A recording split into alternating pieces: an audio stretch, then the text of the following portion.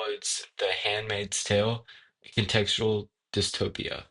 This excerpt was written in 1989 by David Ketter. So, just an overview of the excerpt. David Letter focuses on how The Handmaid's Tale connects Gilead society to real-world history and today's society. He discusses how Gilead's structure is influenced by patterns of oppression and also change over time. He also examines Atwood's use of religion and history in order to shape Gilead's rules and beliefs. He also highlights survival and small acts of rebellion as some of the key themes in the book.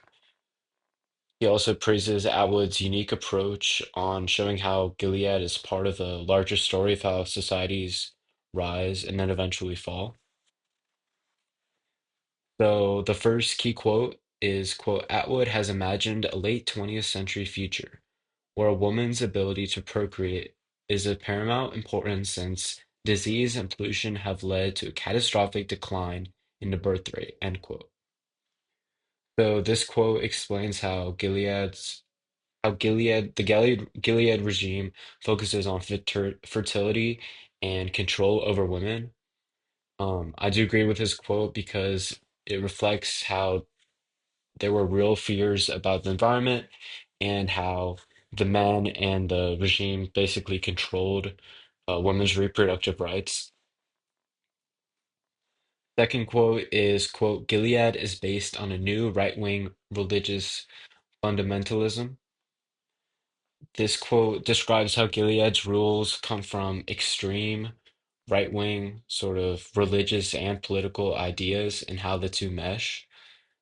I do agree with this quote for the most part on how the book blends political and religion, and how that can lead to oppression. Um, I do think Atwood's critique applies broadly and not just to one group. I also think that it's important to not label it as like a Republican ideal or something like that, but I do agree with this quote. Third quote is the commander requires a relationship with Offred outside of the ceremony.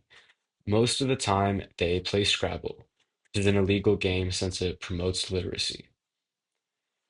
This quote highlights a small act of rebellion, like playing Scrabble, when Offred plays Scrabble with her commander. With the commander, I agree with this quote. I think that it shows Offred does have strength and also how there is hypocrisy in kind of the commander's ideals because he works for the regime, but he also seems to sort of have like a good side to him some of the time. Fourth quote is the success of Offred's narrative depends largely on Atwood's skilled use of indirection, irony, and understatement. This quote praises Atwood's writing style for making Gilead's horrors feel real and how the regime and where they live in is like, almost hell for women. I really think that these techniques help readers understand what it's like to live in this world through Offred and other women's lives, especially the handmaids. My fifth quote is the circular mirror then comprehends and encompasses most of the novel's significant themes. Viable ovaries, pregnancy, surveillance, imprisonment, hanged bodies, cyclical process, and finally the loss of human reality. This quote explains how the mirror represents control, identity, and also the loss of freedom.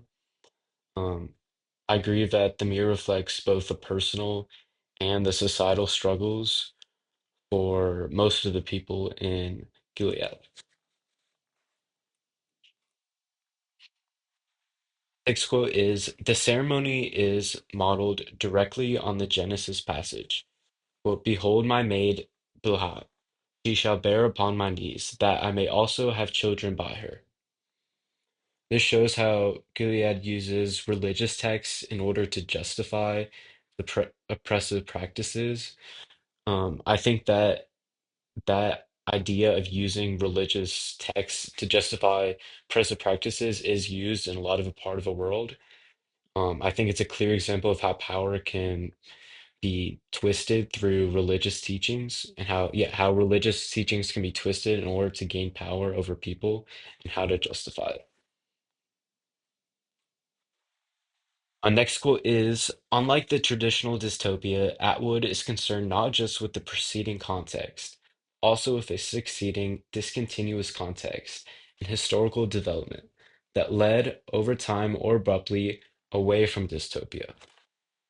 This quote, it kind of explains how Atwood shows Gilead as part of a larger history of rise and fall, and I think that it like adds depth to the story and makes it feel more realistic and sort of something that people can relate to in some parts of the world. My final quote from the excerpt is, cyclical conception of history carries with it at least some degree of fatalistic acceptance that the writer of traditional dystopias or utopias would consider inappropriate. I think that in this quote, it's kind of suggesting that Atwood sees history as repeating itself, but does always leave some room for change. I agree with this quote for the most part, but I slightly disagree in the sense that I feel it's kind of it's kind of pessimistic and like really negative because Atwood does show hope through like small acts of resistance that eventually the regime will fall down and there will be, liberty for women. So I think that it kind of shows that there's like no hope for anyone, which I don't think is always the case. So the key takeaways and insights are that um, Letter sees Gilead as a society shaped by patterns of like history, oppression, and then eventually change. He highlights how religion and historical traditions are used to control the people in Gilead. One theme that he talks about is survival, how Offred shows a bit of strength, even though they're like small acts of rebellion. Atwood's writing style, um, like her use of irony and understatement, makes Gilead's world feel more personal for readers and more believable. Letter praises Atwood for showing Gilead as temporary, but also not, yeah, temporary and not permanent, which offers a bit of a more broader perspective on how societies do evolve throughout time. I do agree with this excerpt for the most part. I think that Atwood focuses on survival and how history always influences society and how that's extremely powerful on how the society runs and how it rises and then eventually falls. Some questions that I took away from this is that Letter's idea that history is always repeating, like I said before, it kind of feels a bit hopeless. I think that through the book, which shows that even like small actions can lead to bigger change. Um, if everyone is always, fighting, if all the, if everyone's fighting to sort of end the regime, it's possible that there can always be a possible outcome through those small actions.